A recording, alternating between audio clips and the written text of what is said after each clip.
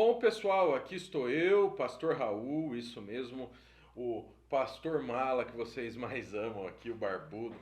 Pastor, não. Sei que vocês estão falando, pastor, o senhor está se achando, o senhor não é tudo isso.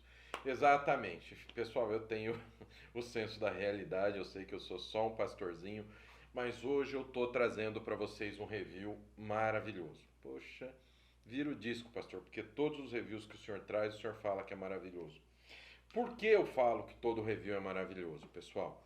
Porque é o seguinte, nós não vamos trazer materiais para vocês que não sejam bons. Algumas exceções a gente pode trazer. Por que nós vamos trazer essas exceções? A gente fala que não é material bom. Então a gente procura trazer só o melhor para vocês. E hoje é um review de material que é muito pedido aqui no canal. Exatamente. É o review de um material que trata do que? Aconselhamento cristão. De uma editora que tem uma divisão de materiais sobre aconselhamento cristão, que é uma coisa assim do outro mundo, para ser bem exato. E hoje não podia ser diferente. Hoje eu estou trazendo para vocês o que? A teologia do aconselhamento bíblico do Hatch Lambert, Fundamentos Doutrinários do Ministério de Aconselhamento, da editora Peregrino. Não sou eu, não é o pastor Humberto, que é o dono da editora Peregrino, que está falando que o livro é bom. É um cara aqui que eu não sei se vocês conhecem, chamado de J.I. Packer, lá do Regent College. Tá bom ele para vocês? Tem outro cara também que não sabe nada de teologia, que indica, que é o John M. Frame. Quem é o John Frame? Tem aquela teologia sistemática magnífica da editora Cultura Cristã. Elise Fitzpatrick, John Blabler. Então, muita gente indica esse material, recomenda esse material. O que o J.I. Packer fala dele? Conselheiros bíblicos autodenominados veem seu ofício como um serviço direto ao problemático, perplexo e ferido. Lambert escreve para equipar conselheiros com as verdades bíblicas e a sabedoria que eles necessitam para realizarem o seu trabalho. Ele faz isso de forma muito eficaz e seu livro é um excelente manual de treinamento. J.I. Packer. O que o John Frame fala dessa obra? Hatch Lambert atualizou a obra de J. Adams em Teologia do Aconselhamento Bíblico, demonstrando que a doutrina bíblica é suficiente para abordar os problemas da vida humana e, portanto, é o fundamento para o aconselhamento piedoso e eficaz. Ele fez esse trabalho muito bem e eu espero que muitos leitores aproveitem esse livro excelente. John Frame. Ou seja, não é um material assim que eu encontrei por acaso, tá bom? E a gente vem, ó, Teologia do Aconselhamento Bíblico, uma folha de rostos bem simplificada, uma folha de rosto que é a cópia da capa. Aqui, editor Humberto Duarte de Medeiros, nosso querido pastor Humberto, tá? A ficha catalográfica. Título original, A Theology of Biblical Counseling. É a mesma coisa, tá? Para Lauren, a melhor esposa do mundo, a esposa do autor. E a gente tem um índice bem simplificado. Agradecimentos, aconselhamento e teologia, uma introdução crucial, aconselhamento bíblico e teologia das escrituras. Aí vem no apêndice, tem a declaração da Associação de Conselheiros Bíblicos Certificados concernente aos transtornos mentais, medicamentos e aconselhamento. Índice B, aconselhamento bíblico, revelação geral e graça comum. Apêndice C, declaração de fé da Associação Brasileira de Conselheiros Bíblicos. Índice dos textos bíblicos. Aí a gente vem aqui no aconselhamento para iniciar. O fato de que meu nome aparece à frente deste livro poderia dar a aparência de que eu não tive nenhuma ajuda ao escrevê-lo. Isso não é verdade. De fato, eu tive muita ajuda ao escrever e dificilmente saberei onde começar a dizer obrigado, mas devo iniciar com a grande imagem das minhas influências teológicas. As pessoas que mais contribuíram em meu pensamento teológico foram Bruce Ware, Wayne Grudem, J. Adams, John Frame, R.C. Sproul, Bill Barclay. Eu sou privilegiado por conhecer os doutores Ware, Adams e Barclay, embora apenas tenha encontrado os doutores Grudem, Frame e Sproul. Eu fui influenciado pelo ensino de cada um de seus escritos e palestras. Eu tenho lido o trabalho de muitos teólogos, mas estes têm sido mais influentes no meu pensamento. Eu tenho um débito com cada um desses homens que tem me influenciado bastante. As deficiências desse livro fluem da minha incapacidade de mensurar os seus padrões elevados. A parte dessas influências teológicas, eu também sou incrivelmente agradecido pelos esforços de pessoas que ajudaram mais diretamente com a escrita desse livro. Eu sou agradecido a Al Mohler, Randy Stinson e ao conselho do The Southern Baptist Theological Seminary. Eles graciosamente me concederam um tempo sabático para que eu pudesse trabalhar nesse livro. Olha. Então, capítulo 1, aconselhamento bíblico e teologia, uma introdução crucial. Aconselhamento é uma disciplina teológica, ponto. Ele já começa com uma afirmação forte. Sabe, pessoal, nós estamos numa época onde o ser humano está no centro, onde a vontade humana é colocada como centro. Então, tudo é justificável. O que eu for fazer para trazer prazer para mim mesmo está de bom tamanho. E isso é um erro dos piores erros que nós podemos ver. E por isso que entra o aconselhamento. Nós vemos pastores hoje que não querem relacionamento com as ovelhas, não querem relacionamento com os membros da igreja, quer marcar uma hora para realizar uma sessão de aconselhamento, nem pensar. Esquecem que ser pastor é cuidar das ovelhas de Cristo. E isso é seríssimo.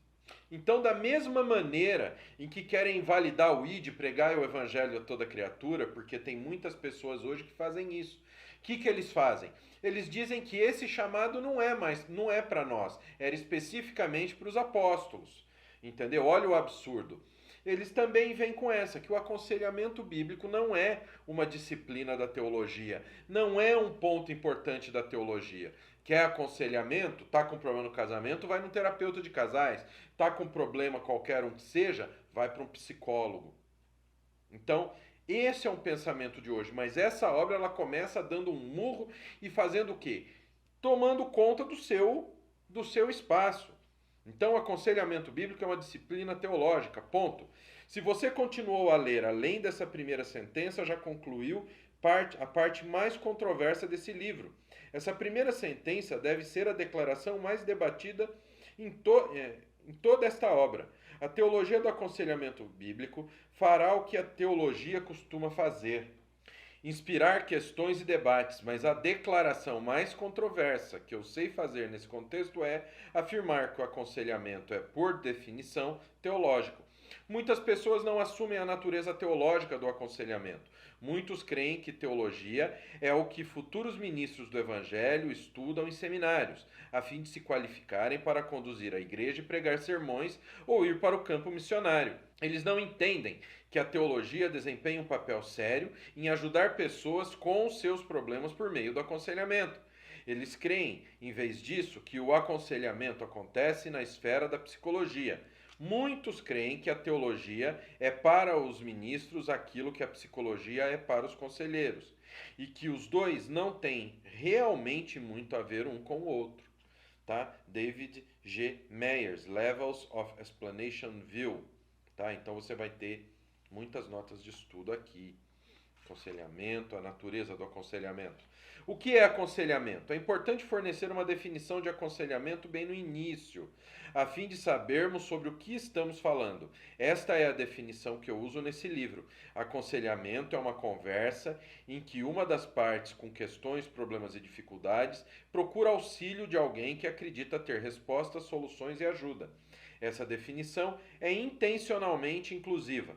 Muitas pessoas com os mais diferentes comprometimentos de aconselhamento poderiam mapear todas as formas de premissas conceituais e práticas para essa definição, mas eu creio que esta cobre o aconselhamento que todos nós fazemos, quer seja em um nível leigo ou profissional, ou feito em comprometimento religioso ou secular. Permita-me fazer duas objeções sobre essa definição. Olha, o que o aconselhamento requer, o aconselhamento é teológico, Teologia e aconselhamento secular, secularistas e o fracasso no aconselhamento, secularistas e o sucesso no aconselhamento, teologia e aconselhamento cristão, áreas nas quais os conselheiros bíblico e cristãos concordam. Os conselheiros bíblicos e os conselheiros cristãos têm tido sua parcela de desentendimento ao longo dos anos. Porque isto é verdade, é fácil perder de vista todas as áreas de entendimento que existem entre os conselheiros bíblicos e cristãos. Eu tenho notado 5 áreas de acordo. Primeiro, conselheiros bíblicos e conselheiros cristãos têm na maior parte sido locados em círculos cristãos marcados pelo conservadorismo, mais frequentemente do que não. Nós temos concordado sobre as realidades teológicas mais centrais do cristianismo, tais como a criação do mundo por Deus, a inspiração das Escrituras, o nascimento virginal de Cristo, sua vida sem pecado, o pagamento que ele efetuou pelos pecados através de sua morte e ressurreição e a natureza interior do Espírito Santo. Essas concordâncias não são insignificantes. Conselheiros bíblicos e conselheiros cristãos têm a coisa mais importante em comum. Nós somos irmãos e irmãs em Cristo. Olha só. Áreas nas quais conselheiros bíblicos e cristãos discordam, um debate teológico, aconselhamento bíblico e a teologia das Escrituras. A doutrina das Escrituras, a suficiência das Escrituras, suficiência e a natureza da teologia sistemática, suficiência e a história da igreja. 4 categorias da suficiência: suficiência progressiva, suficiência concluída, suficiência formal, suficiência material, extensão da suficiência material no sentido geral, suficiência material no sentido particular, recursos limitados, suficiência das escrituras, aconselhamento bíblico e a teologia da graça comum.